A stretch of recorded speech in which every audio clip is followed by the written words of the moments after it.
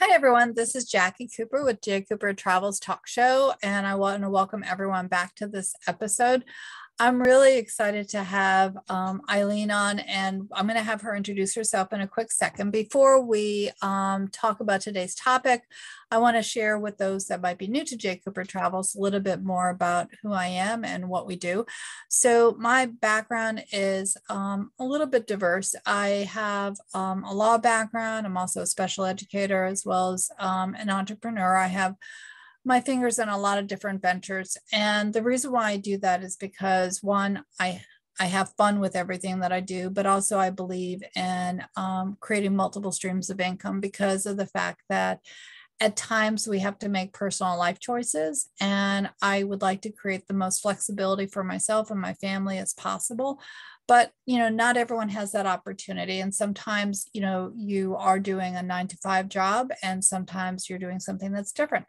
So everyone, travels a different path. Today we're going to talk about options, both, in the consulting finance area, a whole slew of areas. So with that being said, Eileen, I want to welcome you on. How are you doing today?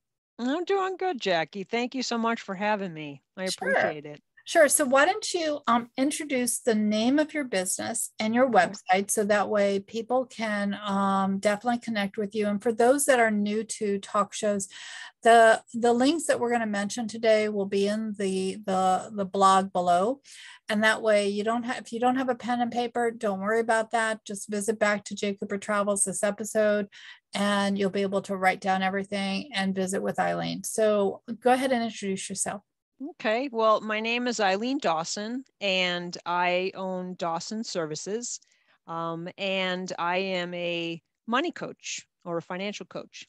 And what I do is I work with people mostly that are in debt, whether it's credit cards, student loans, vehicle loans, or all the above.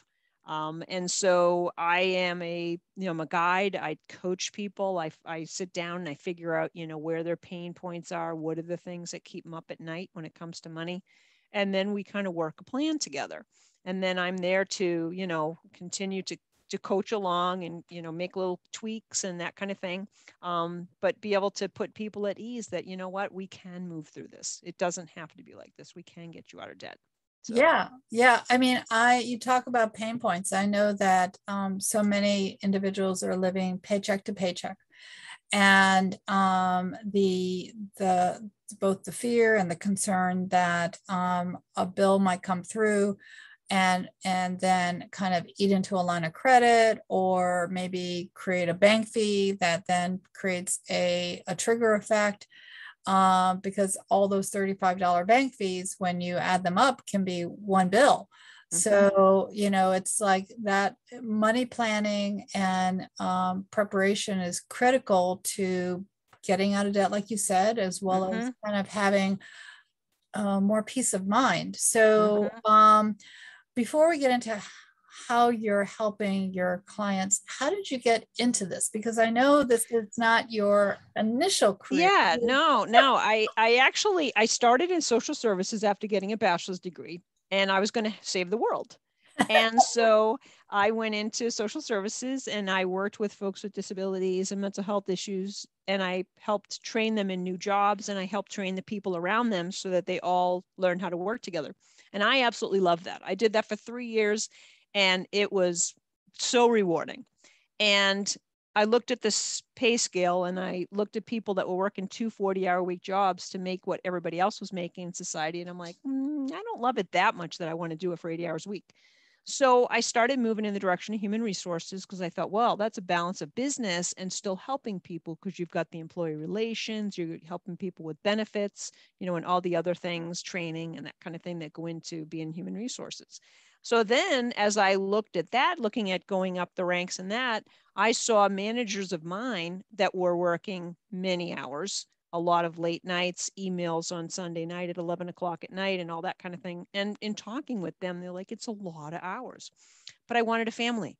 So I decided, well, I've been in the hiring field for years, when I was an HR manager. So I thought, well, I'm going to break off and do hiring. Everybody always needs hiring, right? So I broke off into the technical area.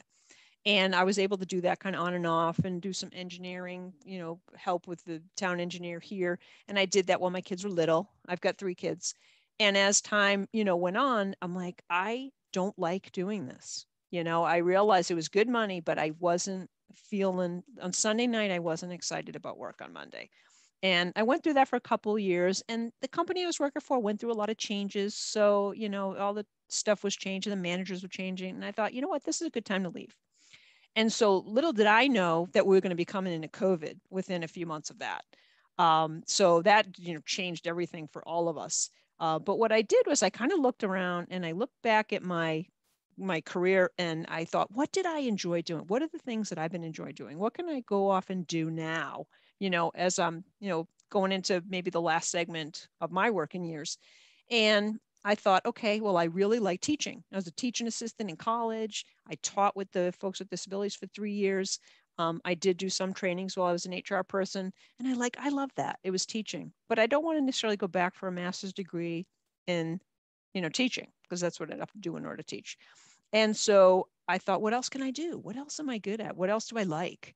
And I started looking in the finance area and looked at maybe being a financial planner, but there's a lot of certificates that go into that. Not sure that I wanted to be on that side of money in retirement or insurance.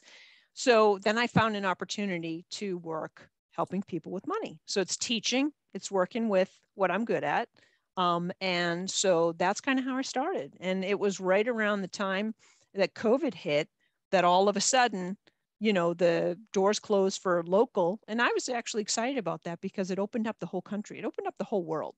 Yeah. But in particular, it opened up the country. So we wouldn't be talking right now, if we were, because we're not local. No, not at all. You're in Massachusetts. I'm in Maryland. Yeah. Yeah. And that's a good 10, 12 hours away, so yeah, that's kind of my story. And now on Sunday night, I'm excited about Monday. I'm excited about being able to help people. And you're absolutely right. A lot of people don't have an emergency fund. They don't even have $1,000 in the bank, for a new dishwasher or a new washing machine or, a car repair. And so it goes on a credit card, and then it just stresses them out more and more and more. So to be able to try to get a little bit, there, kind of just a little bit in a fund, and then start working on, going through the debts and figuring out what are, like we talked about at the beginning, what are the pain points? What are the things that really, challenge you? And a lot of times it challenges people in relationships too. Money is a difficult thing, in marriages and relationships. It's like the number one thing that people fight about, Yeah. And so it is a serious thing. And I think a lot of people, they stick their head in the sand because it just overwhelms them. It's like if you have to lose 50 pounds, it's a lot harder than if you have to lose 5. So, and I try to break down that, barrier and just give people that, hope that, what, we can work through this. It can be different for you. And sometimes it's as simple as, my son's not going to like me saying this, but last month he spent a lot of money. We went through we kind of went through his bank account, and it was like over $500 on stuff. And I'm like, did you realize that you spent $500 last month and you only made like 8? And he's like, really? And it was just, Dunkin' Donuts, McDonald's. It was just all these different little places. And people don't realize that sometimes it's those tiny little things that add up to be a lot. And so when we can kind of go through and figure out what is the budget looking like, and then figure out, where are the places that we can make this easier for you, and because it's not uncommon for, let's say the average family in the United States makes $58,000 a year. So let's say they bring home 3,000. If they're spending 4,000, it doesn't take very long before, they're in trouble. Yeah, no, for sure. Mention again your website so people can reach out to you. It's Dawson Services at GoDaddySites.com. Okay.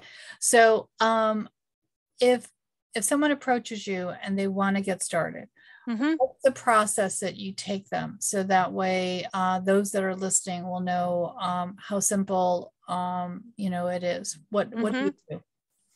Well, what I usually do is I schedule an initial consultation, and we talk and we go over what are the things, it's really like an interview of, what's going on, like, how are you feeling? Why are we, talking? What are those things on Sunday night that keep you awake?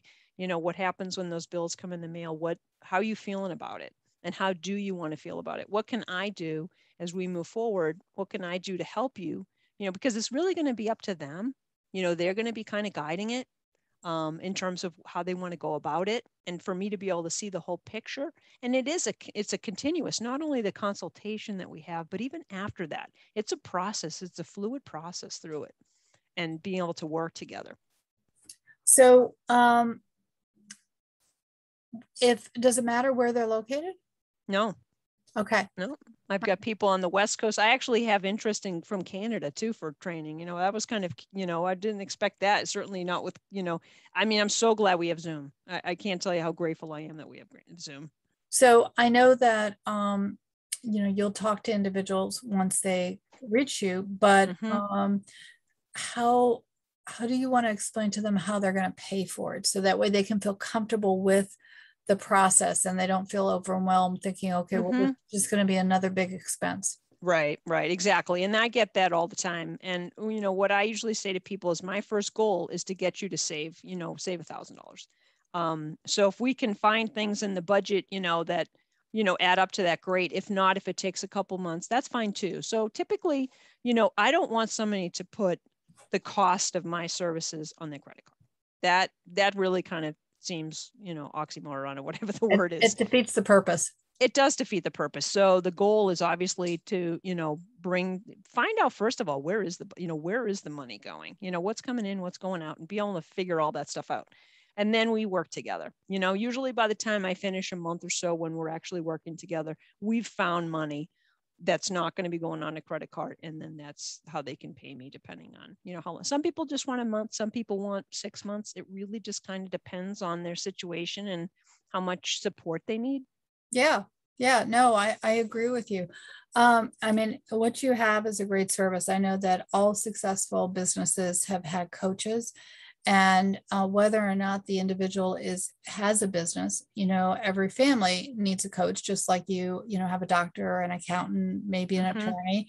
I know one of the side projects or businesses that I've gotten involved in is Legal Shield, and that complements what you're talking about too, because a major expense can be an attorney, because you're paying an hourly rate. And so one of the things that, one of the reasons, even though my background is as an attorney, it always bothered me that I would charge an hourly rate to someone. So the reason why I feel comfortable, suggesting to people to look at Legal Shield is it's a flat monthly of $24.95 a month, where you can actually get a will. You can have relatively unlimited contracts reviewed. It helps you with speeding tickets or any other traffic violations and other emergencies. If you can, whether you have an accountant, a doctor, or an attorney, if you can find where are those major expenses going, that you can kind of get a handle on and still have a service. I know you and I have talked offline, a lot of times people are paying more for their cell phone or their cable bill, things like that. So if you can kind of, like with Eileen's support, figure out, okay, I can, again, I'll go back to Legal Shield, instead of paying, a few $100s, throughout the year to an attorney because of different legal things that might be going on, if I can pay a smaller amount every month, then I'm going to be saving that I can allocate to something else.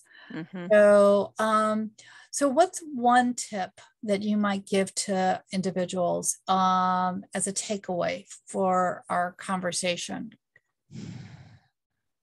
A tip. I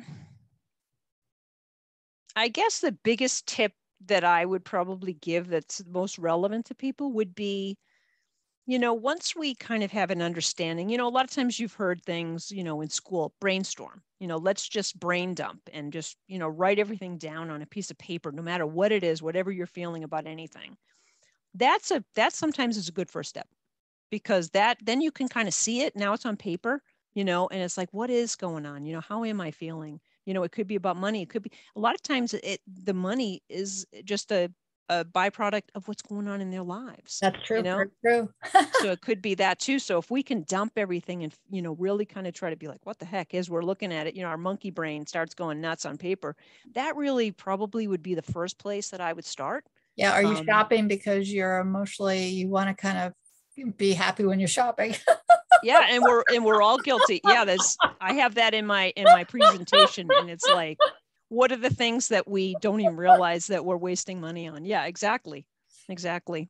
Now, but you have also told me offline, this was also something that I thought was just priceless from this perspective.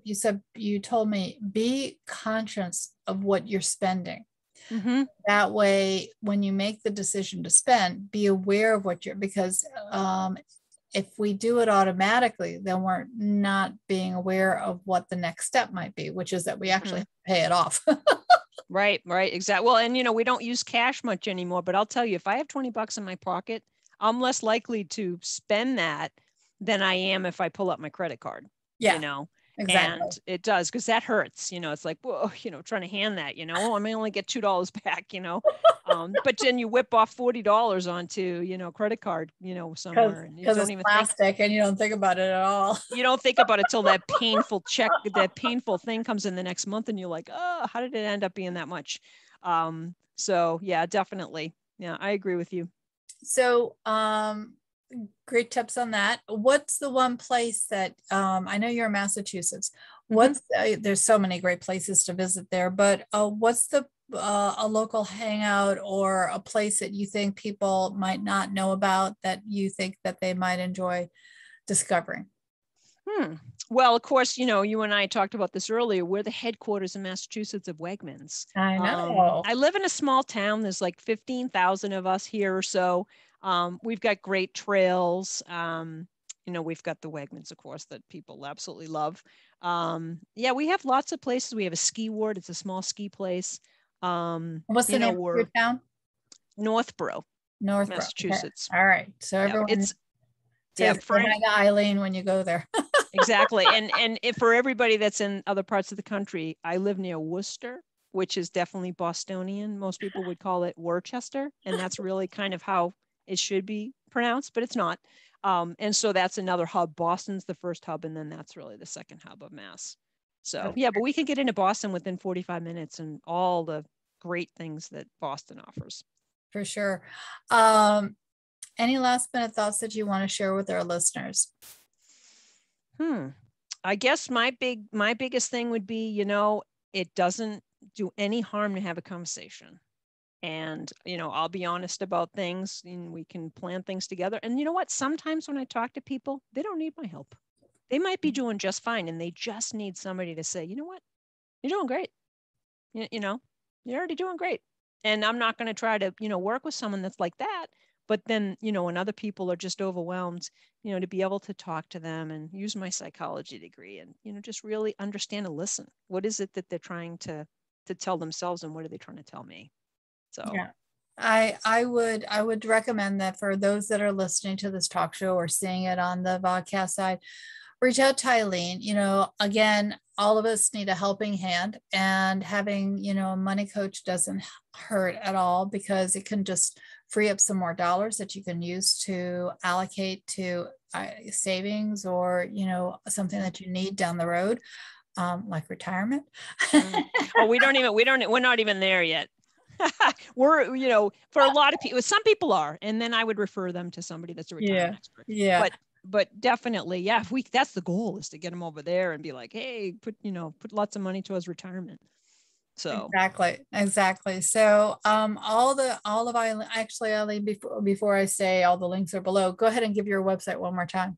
Okay, it's Dawson, my last name, services at GoDaddySites.com. All right. So everyone, like I just mentioned, the links will be below, both for Eileen's website and contact information, as well as for mine, as well as for the Legal Shield side, because again, everything that we do in life has a relative cost. So as you kind of go through what you're doing, what you're spending, if we can kind of see how can we save, So we can then use that money to, help us in other ways. That would be great. It is good to have something for that quote unquote rainy day. So thank you so much, Eileen, for being on. It's been a pleasure. I know we're going to have future conversations. I look forward to it. And I look forward to meeting you up in Massachusetts. Thank you very much, Jacqui. I appreciate your time and I can't wait to have you here. We'll show you around. Sounds good. All right.